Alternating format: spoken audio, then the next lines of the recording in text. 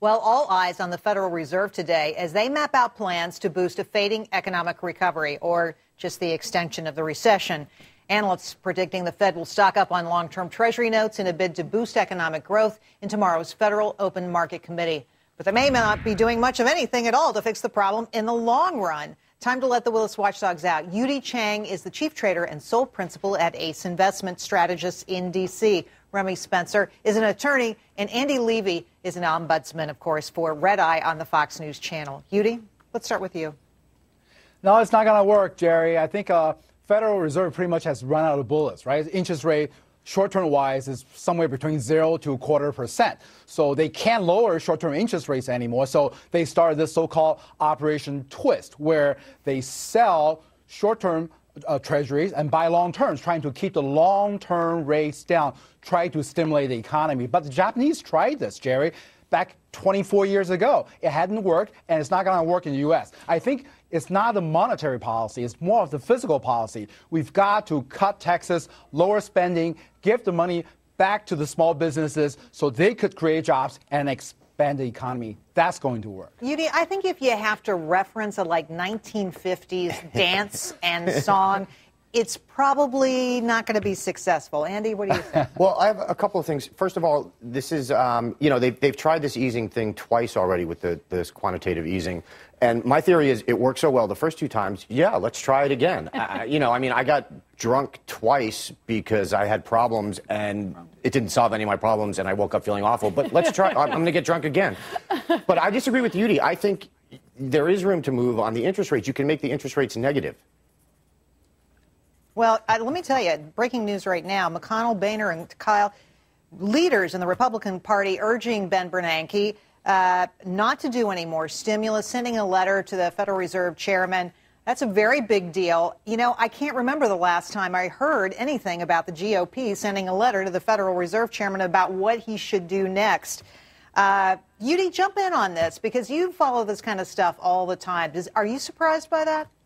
No, not at all. I think right now the market actually like the Federal Reserve to stay out of this economy, saying that, let the economy heal itself. You've done plenty. By the way, QE2 actually did not work. That's why they're afraid to throw the phrase QE3 out. Instead, they're calling it Operation Twist, where they don't want to expand the portfolio, just prolong the duration of the so-called Fed portfolio by so-called selling the short-term, buying the long-term, trying to stimulate the economy. It's not going to work. Seriously, stay out of this economy. Let the free economy work freely. Remy, do your friends feel the same way? Do they feel that the Federal Reserve has had no impact on their lives? I think, unfortunately, it's not had the positive impact that we've all hoped that it would. I think that that's, a very difficult position to be in right now. We want to see change. We want to see the stimulus, but it's not working by lowering interest rates.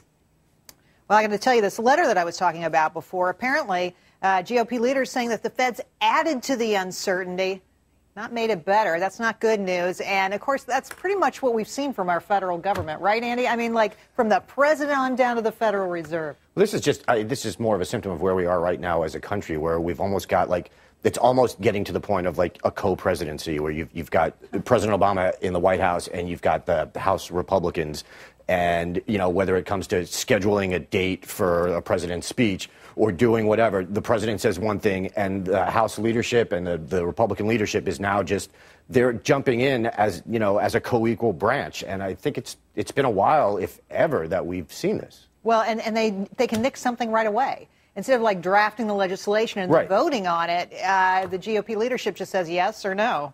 And the idea goes somewhere or it doesn't. Interesting, though, to see this happen. Right? And I think Andy brings up a very good point. I think the more that the Republican Party can present themselves as leaders in this country, as people who can effectuate change or control things, I think that they're going to have a better chance in the election because they're weakening the perception of our president by doing things like this. Interesting. All right, well, let's move on. The U.S. Justice Department serving up some staggering numbers in its audit of conference planning and food and beverage costs. The findings, this will just blow your socks off. $16 muffins, $5 meatballs.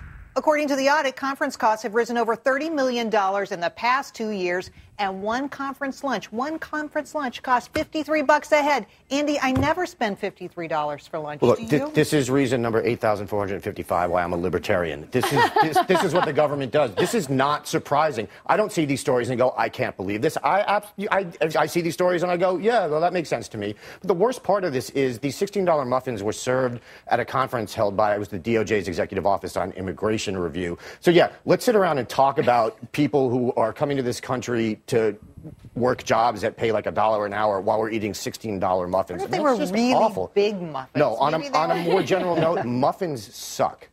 It doesn't matter if they're $16 or 50 cents. There's no excuse for eating muffins. I disagree with you, Mr. Levy. No. I think what's so scary about this story is that in 2007, there was a survey that says that the Department of Justice is doing enough to control the spending at these conferences. And so they implemented a plan to do just that. And now here it is all these years later, and their spending is more out of control. And this is the Department of Justice. If they can't regulate their own spending, who can? Exactly. Yu-Dee, jump in here. I know you have something to say. Yeah, that's absolutely right. Actually, you know, somebody's got to spend all these money that we collected from the millionaires, right? So spending some of it is okay. You know, actually, as a matter of fact, you think about these government attorneys, what's up with them? DOJ eating $16 muffin on taxpayers' dime. Remember a couple of weeks ago, there were reports saying the SEC attorneys were doing free internet porn on the job. So that was SEC, Securities and Exchange Commission. Yeah. And USA probably Today, the other guys, too, you know. Exactly. And USA Today had a report saying that, the government attorneys are actually more likely to die before they get laid off. That's why. Ridiculous. Okay. American Muffin Association, please send your letter to Andy. All right. When it comes to making big decisions, entrepreneurs are seeking a higher power. Latest research reveals entrepreneurs are 3 times as likely to pray or meditate several times a day compared to a quarter or less of non-entrepreneurs. What the heck does this mean, Remy? I'm not sure what it means, but I think what it tells us is that entrepreneurs work very hard. You ask any small business owner how they spend their days, and they will tell you that they live, breathe, and eat their business. They're constantly trying to come up with creative ideas. They're trying to run the business, balance the books, manage employees. I think it's a perfect example of the difference between a small business owner and an employee. Because you're always on the job, you need some sort of release. You need some creative outlet or some higher power to look to. All right, Yu-Dee, what do you say? I don't know about that. I've been an entrepreneur for the past 20 years. I really dealt this report. I mean, seriously, I run several businesses. Who has time to pray and meditate 3 or 4 times a day? I mean, if you do that, your business is seriously in trouble. As a matter of fact, now I'm thinking about it, if you're an entrepreneur, why would you even have time to fill out a research report like this? I just don't know about this. Good point, Andy. What do you say? I agree with Yu-Dee. I never trust surveys that talk about religion or praying. I think people lie or at the very least exaggerate because they want to seem more spiritual or religious than they are. But that said, it sort of does make sense. You know, people who are involved in risky ventures, whether it's, you know, fighting in a war, climbing a mountain, or developing an app that lets birds kill pigs, they're more likely to, you know, to maybe look for some kind of prayer or spiritual guidance because they're nervous about what they're doing. And before we go, Andy, if you could just give your email address so folks. There is no such thing as the American Muffin Association. You're making things up. It's not. Accusing me? It looks bad for the network when you do that.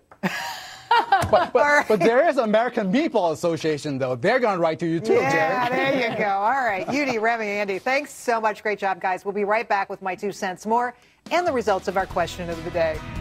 You're nuts.